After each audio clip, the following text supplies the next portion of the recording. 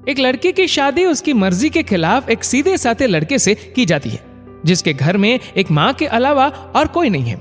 दहेज में लड़के को बहुत सारे उपहार और पैसे मिले होते हैं। लड़की किसी और लड़के से बेहद प्यार करती थी और लड़का भी। लड़की शादी होके आ गई अपने ससुराल। सुहागरात के वक्त लड़का दूध लेके आता है तो दुल्हन सवाल पूछती है अपने पति से। एक पत्नी की मर्जी के बिना पति उसको हाथ लगाए तो उसे बलात्कार कहते हैं या हक? पति ने कहा, आपको इतनी लंबी और गहरी जाने की जरूरत नहीं है, बस दूध लाया हूं, पी लीजिएगा, हम सिर्फ आपको शुभ रात्रि कहने आए थे, कह के कमरे में निकल जाता है। लड़की मन मारकर रह जाती है क्योंकि लड़की चाहती थी कि झगड़ा हो ताकि मैं इस गवार से पीछा छुटा सकूं। है तो दुल्हन, मगर घर का कोई भी काम नहीं करती, बस दिन भर ऑनलाइन रहती और न जाने किस किस से बातें करती। मगर उधर लड़के की माँ बिना शिकायत के दिन भर चूल्हा चौका से लेकर घर का सारा काम करती, मगर हर पल अपने होठों पर मुस्कुराहट लेके फिरती। लड़का एक कंपनी में छोटा सा मुलाजिम है और बेहद ही मेहनती और ईमानदार। करीब महीने भर बीत गए मगर पति पत्नी अब तक साथ नहीं सोए। वैसे लड़का बहुत शांत स्वभाव वाला था, इसलिए वह ज्यादा बातें नहीं करता था। बस खाने के वक्त अपनी पत्नी से पूछ लेता था कि कहाँ खाओगी, अपने कमरे में या हमारे साथ। और सोने से पहले डायरी लिखने की आदत थी जो वह हर रात को लिखता था।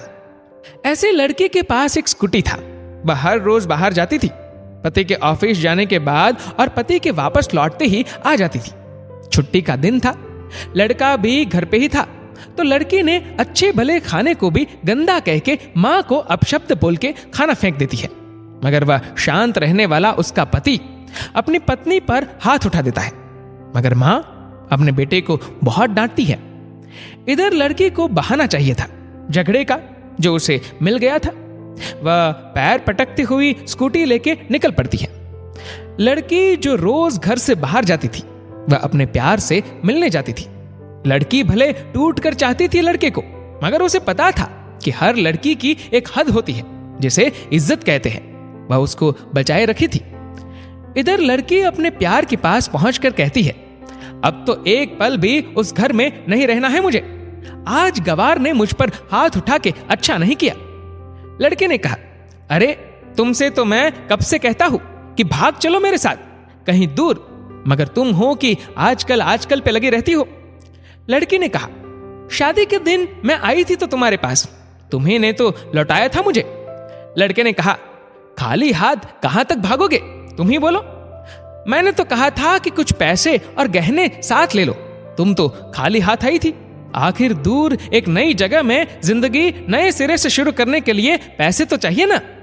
लड़की ने कहा, तुम्हारे और मेरे प्यार के बारे में जानकर मेरे घर वालों ने बैंक के पासबुक, एटीएम और मेरे गहने तक रख लिए थे, तो मैं क्या लाती अपने साथ, हम दोनों मेहनत करके कमा भी तो सकते थे। लड़के ने कहा, चलाकर इंसान पहले सोचता है और फिर काम करता है, खाली हाथ भागते तो ये इश्क का भूत 2 दिन में उतर जाता, समझी। और जब भी तुम्हें छूना चाहता हूं, बहुत नखरे हैं तुम्हारे, बस कहती हो शादी के बाद। लड़की ने कहा, हाँ शादी के बाद ही अच्छा होता है ये सब, और सब तुम्हारा तो है। मैं आज भी एक कुंवारी लड़की हूं, शादी करके भी आज तक उस गवार के साथ सो न सकी क्योंकि तुम्हें ही अपना पति मान चुकी हूं। बस तुम्हारे नाम की सिंदूर लगानी बाकी है, बस वह लगा दो, सब कुछ तुम अपनी मर्जी से करना। लड़के ने कहा, ठीक है मैं तैयार हूं, मगर इस बार कुछ पैसे जरूर साथ लेके आना। मत सोचना कि हम दौलत से प्यार करते हैं, हम सिर्फ तुमसे प्यार करते हैं, बस कुछ छोटी मोटी बिजनेस के लिए पैसे चाहिए।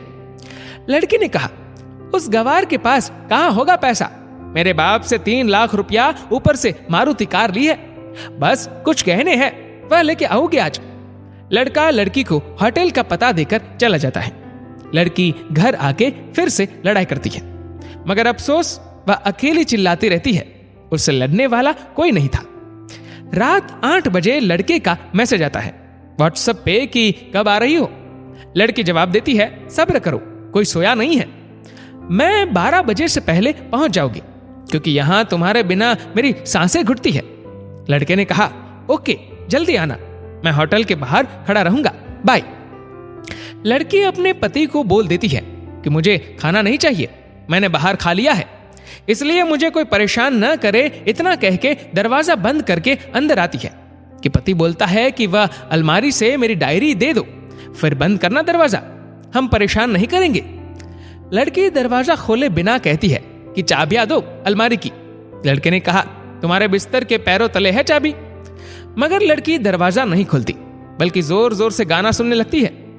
बाहर पति कुछ देर दरवाजा पीटता है, फिर हार कर लौट जाता है। लड़की ने बड़े जोर से गाना बजा रखा था। फिर वह अलमारी खोल के देखती है, जो उसने पहली बार खोला था, क्योंकि वह अपना सामान अलग अलमारी में रखती थी। अलमारी खोलते ही हैरान रह जाती है। अलमारी में उसके अपने पासबुक, एटीएम कार्ड थे जो उसके घर वालों ने छीन के रखे थे। खोल के चेक किया तो उसमें वह पैसे भी ऐड थे जो दहेज में लड़के को मिले थे, और बहुत सारे गहने भी जो एक पेपर के साथ थे, और उसकी मिल्कियत लड़की के नाम थी। लड़की बेहद हैरान और परेशान थी। फिर उसकी नजर डायरी में पड़ती है और वह जल्दी से वह डायरी निकाल के पढ़ने लगती थी। लिखा था, तुम्हारे पापा ने एक दिन मेरी माँ की जान बचाई थी अपना खून देकर। मैं अपनी माँ से बेहद प्यार करता हूँ, इसलिए मैंने झुककर आपके पापा को प्रणाम करके कहा कि आपका ये अनमोल एहसान कभी नहीं भूलूंगा।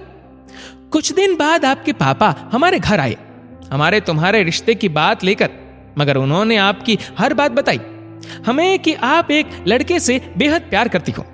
आपके पापा आपकी खुशी चाहते थे, इसलिए वह पहले लड़के को जानना चाहते थे। आखिर आप अपने पापा की प्रिंसेस जो थी, और हर बाप अपने प्रिंसेस के लिए एक अच्छा ईमानदार प्रिंस चाहता है। आपके पापा ने खोज करके पता लगाया कि वह लड़का बहुत सी लड़की को धोखा दे चुका है और पहली शादी भी हो चुकी है, पर आपको बता ना सके क्योंकि उन्हें पता था कि ये जो इश्क का नशा है वह हमेशा अपनों को गैर और गैर को अपना समझता है। एक बाप के मुंह से एक बेटी की कहानी सुनकर मैं अचंभित हो गया। हर बाप यहां तक शायद ही सोचे। मुझे यकीन हो गया था कि एक अच्छा पति होने का सम्मान मिले न मिले, मगर एक दामाद होने की इज्जत मैं हमेशा पा सकता हूं। मुझे दहेज में मिले सारे पैसे मैंने तुम्हारे अकाउंट में कर दिए, और तुम्हारे घर से मिली गाड़ी आज भी तुम्हारे घर पे है, जो मैंने इसलिए भेजी ताकि जब तुम्हें मुझसे प्यार हो जाए तो साथ चलेंगे कहीं दूर घूमने। दहेज, इस नाम से नफरत है मुझे, क्योंकि मैंने इस दहेज में अपनी बहन और बाप को खोया है। मेरे बाप के अंतिम शब्द भी यही थे कि किसी बेटे के बाप से कभी 1 रुपया ना लेना, मर्द हो तो कमा के खिलाना, तुम आजाद हो, कहीं भी जा सकती हो।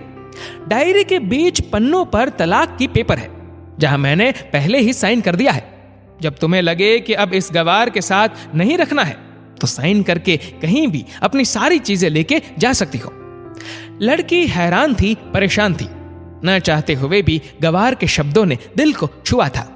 न चाहते हुए भी गवार के अनदेखे प्यार को महसूस करके पलकें नम हुई थी। आगे लिखा था, मैंने तुम्हें इसलिए मारा क्योंकि आपने मां को गाली दी, और जो बेटा खुद के आगे मां की बेइज्जती होते सहन कर जाए, फिर वह बेटा कैसा? कल आपके भी बच्चे होंगे, चाहे किसी के भी साथ हो, तब महसूस होगी मां की महानता और प्यार। आपको दुल्हन बना के हम सफर बनाने लाया हो, जबरदस्ती करने नहीं। जब प्यार हो जाए तो भरपूर वसूल कर लूंगा आपसे। आपके हर गुस्ताखी का बदला हम शिद्दत से लेंगे।